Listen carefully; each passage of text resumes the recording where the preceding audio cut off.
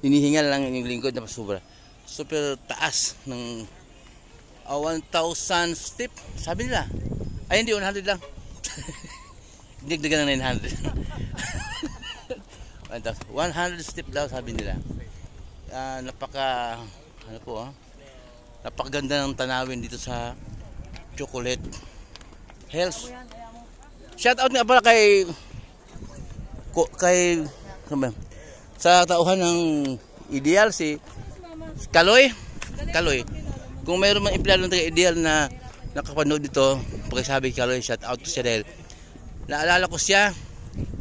Taga dito siya sa Bohol. Kaloy, nandito ako ngayon sa Bohol, Kaloy. Ayun, saan ka ba sa Bohol? Sabi mo taga Bohol ka. Nagbiruan tayo noon si JB.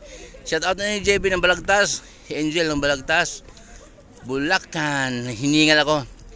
Nagbibiruan tayo noon na pupunta tayo dito sa Chocolate Hills. Tayo ni Ann. Pero hindi ko akalain matuloy pala ako. Ito nandito ako ngayon. Live na live ito. Kaya sabi kong buwis buhay dahil hiningal ako. Biro mo, umakit ako dyan. 100 step pero may mga matandaan mo kaya ako pa. Kung wari lang hiningal. Ito talagang hiningal.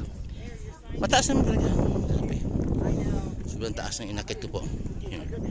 Pero dito napakaganda ng hangin. Ngayon po alas 3, dapat kainitan ng araw. Pero nananaig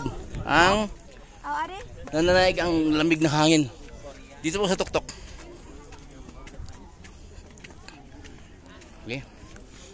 Dalawang pinsan ko. Hi. Si Tibor o si Kokoy. Yan. Yan po ang magandang tanawin ng Bohol. Kaya sabi ko po na sa Pilipinas pala maganda ng tanawin. Ba't ka pupunta pa ng ibang bansa? No. Ikutin pa natin. Ayan.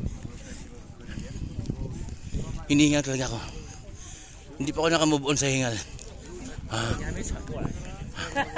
Pero bakit sila nila hiningal? Matanda pa sa akin. Yan, may mga ano ba to?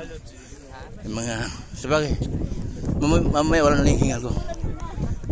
Nako, nakakatakot. Nakakalula pala pala. Napakatalim. Napakatalim.